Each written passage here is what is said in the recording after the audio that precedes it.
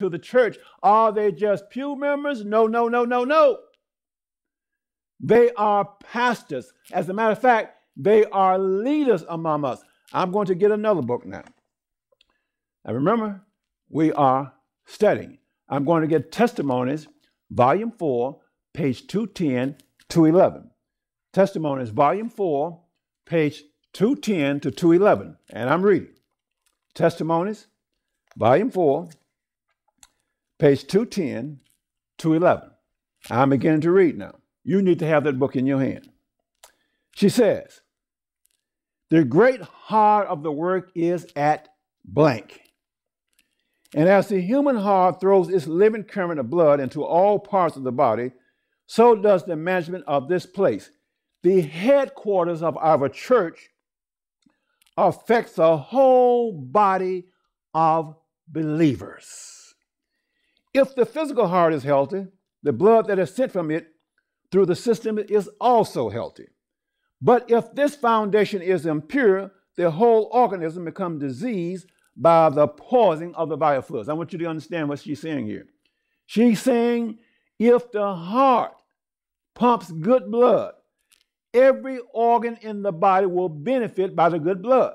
The stomach, the lungs, everything, the liver will benefit by the good blood. But if the heart pumps bad blood, then all of the organs will be affected by the bad blood. Then she says, the headquarters of our works affects the whole system. Let's continue. If the physical heart is healthy, the blood that is sent from it through the system is also healthy. But if this fountain is impure, the whole organism becomes diseased by the poisoning of the vital fluids. So it is with us. If the heart of the works becomes corrupt, the whole church in its various branches and entrance scattered abroad over the face of the earth suffers in consequences. Get the point? If Satan can contaminate the heart of the work, the headquarters, then he can contaminate the whole church. Chief work is at the headquarters of our faith. Where is Satan's chief work?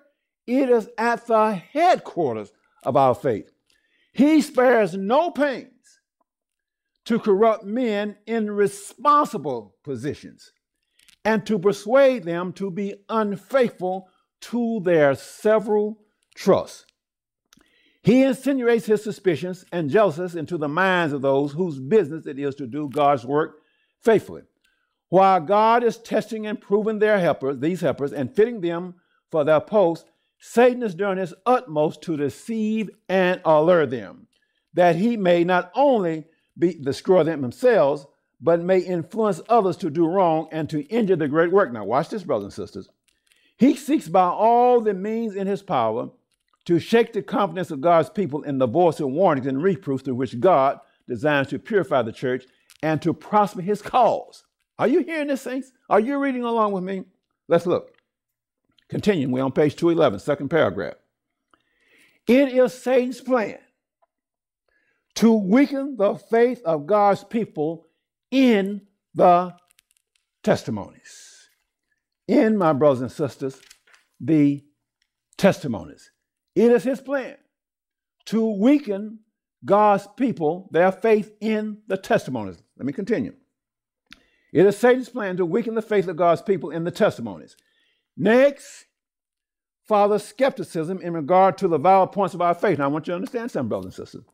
The first thing Satan wants to do is to weaken our faith in the voice and the warning and reproofs contained in the testimony of God's Spirit. That's his first thing. He says, if I can get them to give up their belief in the testimonies, in the writings given to us through the servant Ellen G. White, he says, then I can get them to give up their faith in the valid points of our faith. Let me continue, saints. I'm going to read it again. It is Satan's plan to weaken the faith of God's people in the testimonies. Next, father skepticism in regard to the valid points of our faith. Well, what are some of the valid points of our faith? What are some of these valid points? Right off the bat, brothers and sisters, we know that the central point, the central pillar is the sanctuary. And from the sanctuary, all the rest of our pillars are emanated. So when we go back now to Revelation, it says he went to make war with those that keep the commandments of God and have the testimony of Jesus Christ. We know that the testimony of Jesus Christ is the gift of prophecy. So Satan says, first of all, I got to get them to give up their belief in the testimonies, in the spirit of prophecy. Then I can get them to give up their belief in the 2300-day prophecy. I can get them to give up belief in the sanctuary series. I can get them to give up their belief in the year-to-day principle. I can get them to give up their belief in the atonement, et cetera, et cetera, et cetera. I can get them to give up their belief that you can overcome sin, brothers and sisters. Watch it. And I'm not just speaking off the top of my head. I'm speaking from facts. Next, Father, skepticism in regard to the valid points of our faith, the pillars of our position. Then doubt as to the Holy Scriptures. Would you think that a Seventh-day Adventist would ever give up belief in the Holy Scriptures? If you don't know that, you better hold on.